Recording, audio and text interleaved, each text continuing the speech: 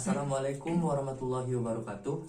Perkenalkan, kami dari kelompok 7 untuk tugas mata kuliah PTN. Kelompok kami sendiri terdiri dari saya Sudrajat dengan nomor induk mahasiswa 4062019019. Dan saya dengan Randy Nakula Ferdian dengan NIM 4062019029. Dan dengan saya Gunawan dengan NIM 4062019015. Dan saya Aji Purnama dengan NIM 4062019010. Dan kami akan membawakan materi yang bertemakan analisis operasi alat berat. Dan silahkan untuk disaksikan materi dari kelompok kami. Semoga dapat membantu kalian dalam mempelajari mengenai mata kuliah ini. Yang pertama, waktu. Kita akan membahas mengenai waktu siklus. Waktu siklus merupakan waktu yang diperlukan untuk menyelesaikan satu siklus pekerjaan. Waktu siklus sendiri dibedakan menjadi dua, yaitu yang pertama ada waktu tetap atau fixed time. Dan yang kedua ada waktu tidak tetap atau variable time.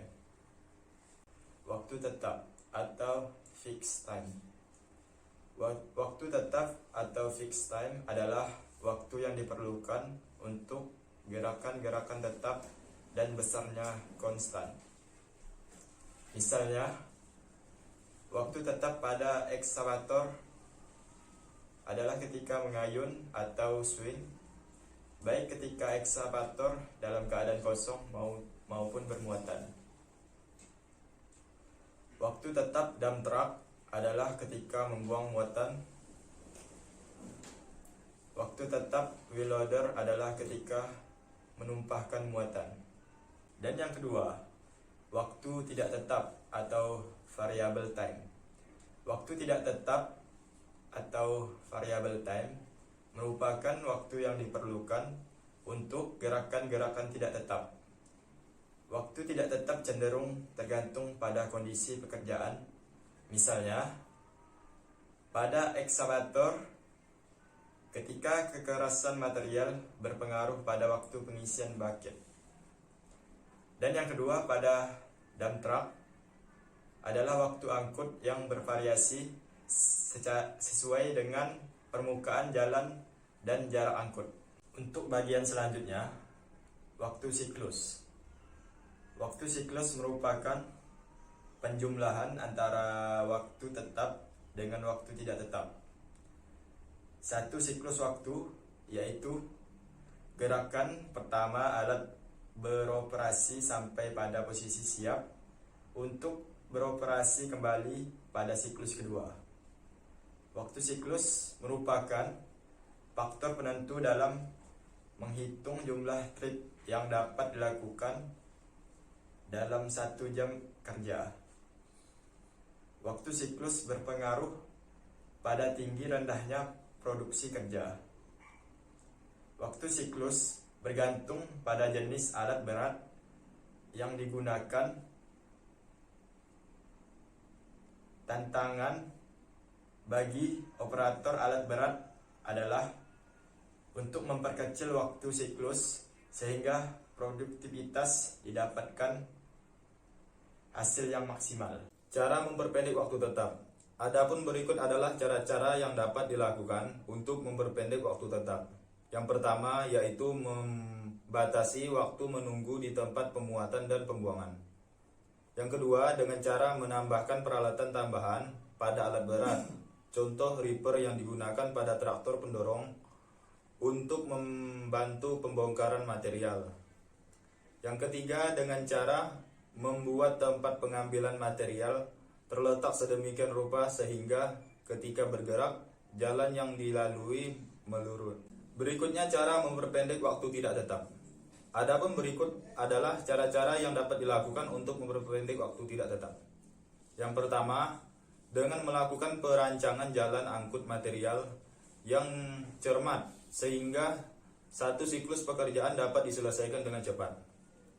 Yang kedua, dengan melakukan perawatan jalan angkut material untuk memperpendek waktu pengangkutan material. Untuk bulldozer, yaitu menggusur, kemudian kembali mundur. Kemudian untuk motor grader, yaitu meratakan, kemudian berputar. Untuk wheel loader, yaitu mengisi bucket, kemudian mengangkut, kemudian membuang, kemudian kembali. Untuk dump truck, yaitu memuat, kemudian mengangkut, kemudian membuang, kemudian kembali. Kemudian untuk wheel T scraper, yaitu mengisi, kemudian mengangkut, kemudian membuang, kemudian kembali. Dan yang terakhir, kompaktor atau roller, yaitu memadatkan. Yang kedua yaitu material. Untuk material sendiri, kita akan bagi menjadi 4 bahasan. Yang pertama, klasifikasi material. Yang kedua, berat isi. Yang ketiga, kegemburan material. Dan yang keempat, penyusutan material. Berikut klasifikasi material. Yang pertama, material batu. Material batu sendiri antara lain batu-batu yang termasuk batu granit, batu kapur, batu cadas, yang dimana sebelum pengolahannya perlu dihancurkan terlebih dahulu. Yang kedua, material tanah. Material tanah sendiri terdiri dari batu yang sangat halus dan digolongkan menurut ukuran partikelnya. Yang ketiga, material batu tanah. Material campuran batu tanah dapat ditemukan di seluruh permukaan bumi. Dalam pemindahan tanah mekanis, perlu dipertimbangkan klasifikasi material dan kelembapan tanah. Kemudian berat isi. Berat isi perlu diketahui agar dapat memperkirakan peralatan yang akan digunakan berdasarkan kapasitas berat muatan. Contoh kasusnya adalah jika suatu dump truck berada dengan berat maksimum diizinkan yaitu 15 ton. Jika dimuati arang sebesar 15 meter kubik, diperkirakan dapat bergerak dengan kecepatan tinggi. Namun sebaliknya, jika dimuati kerikil kasar sebesar 15 meter kubik, kendaraan tidak dapat bergerak karena kapasitas berat melampaui batas berat maksimum.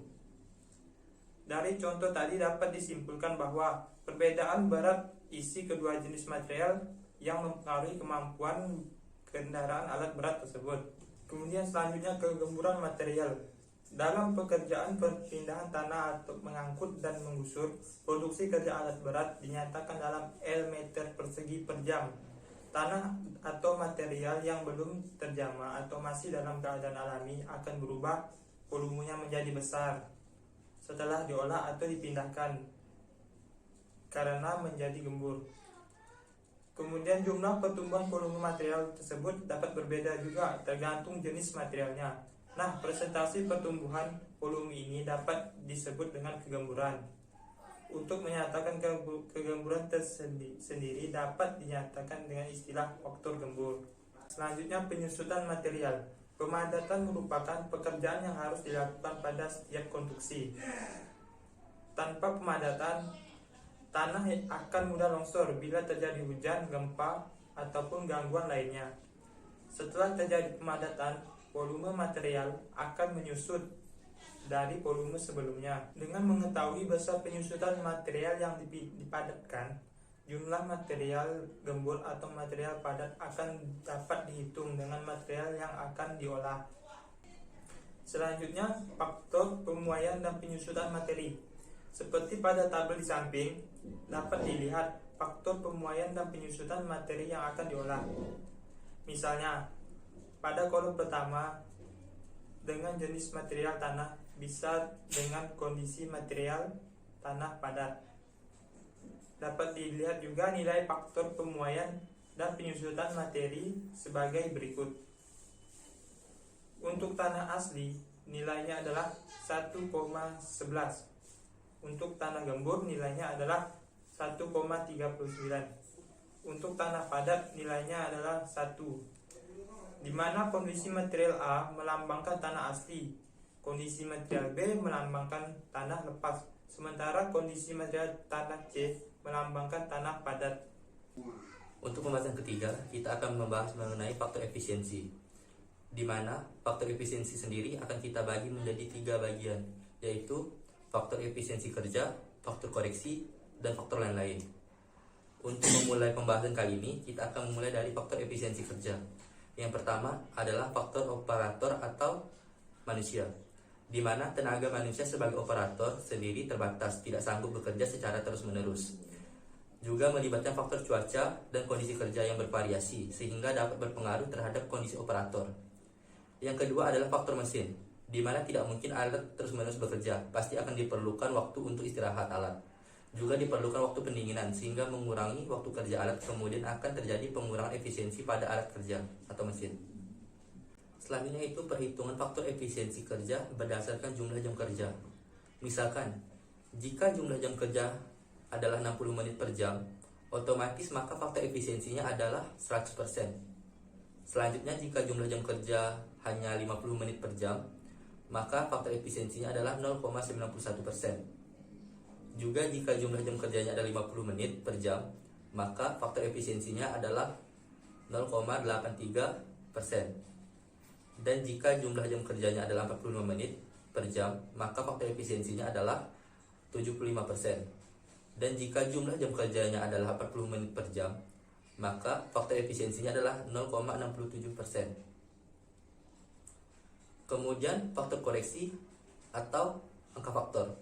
Angka faktor digunakan untuk mengubah taksiran produksi sesuai pekerjaan dan kondisi setempat. Angka faktor berbeda-beda, tergantung pada jenis pekerjaan dan jenis alat yang digunakan. Selanjutnya yaitu yang ketiga, faktor lain-lain. Dapat didasarkan pada rugi untung. Seperti kasusnya di mana jika kontraktor tidak ingin rugi akibat salah perhitungan, maka estimator harus mempertimbangkan segala faktor, bahkan faktor non-teknis juga. Dan apabila terjadi masalah ketika alat beroperasi, harus ada kemungkinan solusi pemecahannya. Contoh kasus, pada pengoperasian alat berat yang kondisi dan usia relatif tua, menyebabkan produksi kerja yang dihasilkan juga akan berbeda dengan alat yang masih baru. Untuk lebih memahami tentang materi yang kami jelaskan tadi, di sini kami juga akan menjelaskan mengenai contoh soal, seperti yang dapat teman-teman lihat pada contoh di samping. Contoh soalnya yaitu nomor 1. Suatu saluran berukuran 0,4 meter dikali 1 meter dengan panjang 100 meter akan digali menggunakan ekskavator. Berapa volume galian yang harus dikerjakan ekskavator bila tanahnya memiliki faktor gembur 1,25? Pertama, langkah pertama yang kita lakukan adalah yang perlu dicatat adalah produksi kerja ekskavator dalam kondisi gembur. Penyelesaian pekerjaan harus disesuaikan pada material gembur. Dapat dihitung berarti volume material asli pada alami yaitu sama dengan 0,4 dikali 1 dikali 100 meter yang menghasilkan jawaban 40 meter kubik. Kemudian untuk mendapatkan volume material gembur, maka volume tadi yang kita dapatkan tanah asli dikalikan dengan faktor gembur yaitu 1,25, maka menghasilkan hasil 50 meter kubik. Dan untuk selanjutnya kami akan membahas mengenai contoh soal 2, di mana pada materi yang diberikan oleh Pak Ahmad Rafi terdapat kesalahan pada jawaban. Dan sudah kami cari jalan pengeluarannya, yaitu didapatkan hasil yang berbeda. Yaitu soal nomor 2, suatu kontraktor memerlukan sirtus sebagai bahan untuk mengisi lapisan fondasi bawah suatu proyek jalan. Kondisi tersebut berukuran tebal 25 cm, lebar 10 meter, dan panjang 10 km. Itu material yang diperlukan untuk timbunan tersebut dalam 3 kondisi. Artinya dalam kondisi padat, gembur, dan lepas. Oke. Pertama sekali, yang perlu dicatat adalah produksi kerja ekskavator dalam kondisi gembur. Penyelesaian harus dikerjakan dan didasarkan pada material gembur. Yang pertama yaitu volume material asli atau pada alami. Dapat dihitung yaitu 0,25 dikali 10 dikali 1000 meter yang menghasilkan jawaban 25.000 meter kubik. Itu untuk volume material asli. Kemudian untuk volume material gemburnya, maka volume material asli dikalikan dengan faktor gembur yaitu 1,25, maka didapatkan hasil 31.250 meter kubik. Untuk volume material padat sendiri, maka juga sama, volume material asli dikalikan dengan faktor padat yaitu 25.000 meter kubik dikalikan 0,90, maka didapatkan hasil 22.500 meter kubik. Baiklah, itulah hasil penjelasan yang dapat kami sampaikan. Apabila terdapat kekurangan, mohon maaf. Semoga yang dapat kami sampaikan dapat memberikan manfaat bagi teman-teman yang melihat dan membacanya. Sekian dari kami. Wabillahi taufiq wa hidayah. Wassalamualaikum warahmatullahi wabarakatuh.